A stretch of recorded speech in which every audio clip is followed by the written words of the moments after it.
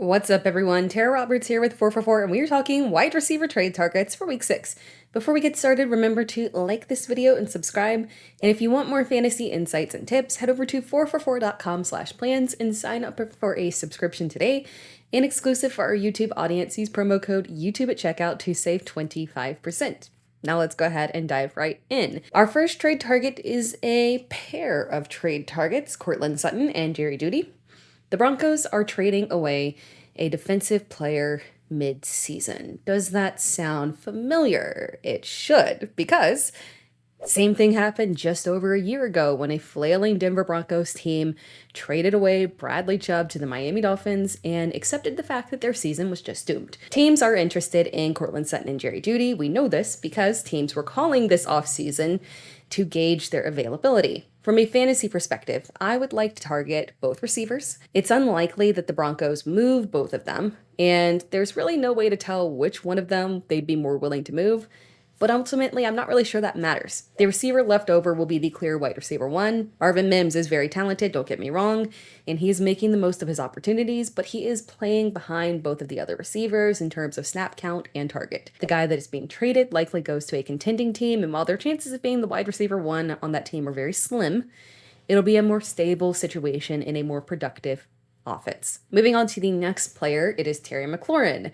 No offense to Sam Howell, because at the end of the day, he's a young quarterback in his first full season, learning a brand new offense. He's going to have his ups and downs. But for fantasy managers who roster Terry McLaurin, those growing pains have been incredibly frustrating. 5 games through the season, and McLaurin has just 1 touchdown. His best performance came in week 2, where he had 8 receptions for 86 yards. He's coming off a matchup against Chicago, which should have been an excellent matchup, and McLaurin had just 4 receptions for 49 yards.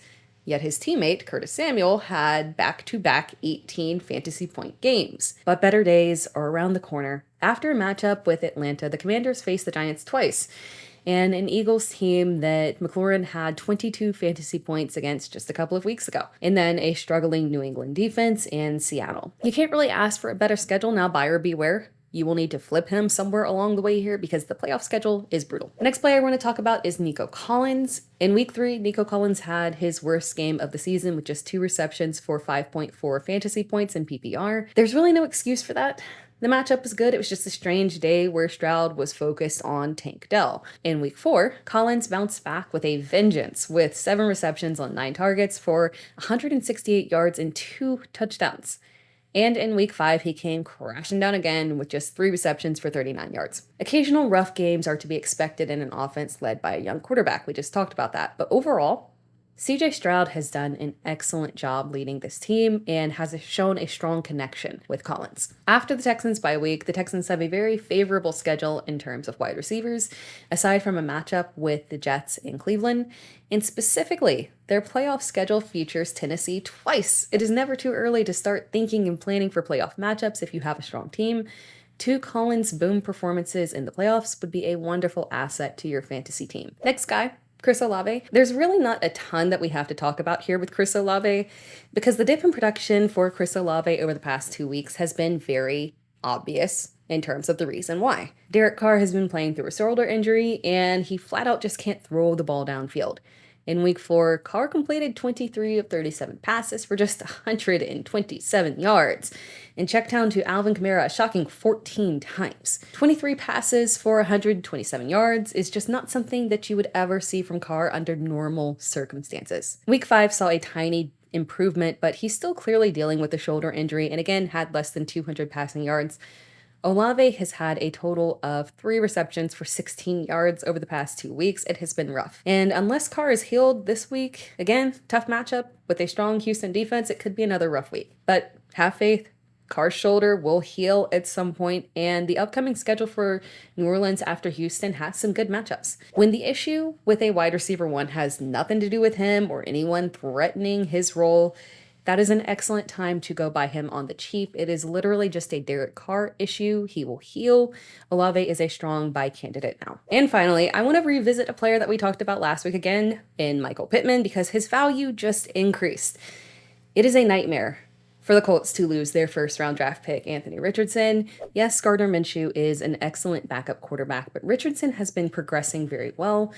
And the Colts just re-signed Jonathan Taylor. They likely felt that they were really a potential playoff team. I know that sounds weird to say, but realistically, anyone can win the AFC South at this point. From a real football perspective, this is a huge letdown for the Colts. From a fantasy football perspective, the Colts players will be just fine. Gardner Minshew is more of a traditional pocket passer, and that does favor the Colts wide receivers. We saw Minshew in action twice last season in relief of Jalen Hurts, and in both instances, he was very strong in terms of volume, despite the games being difficult matchups. Pittman has had 2 underwhelming weeks after starting the season with 3 straight games, over 10 targets in each. Josh Downs has come on strong as the wide receiver too, but Pittman is still the alpha in this offense. We should see a nice bounce back for him over the next month, and you can really buy him very cheap at this point, so he's a good trade target. Thank you so much for watching this video. That wraps things up. Be sure to like the video and comment below. And if you want more fantasy insights and tips, head over to 4for4.com/plans and sign up for a subscription today. And exclusive for our YouTube audience, use promo code YouTube at checkout to save 25%.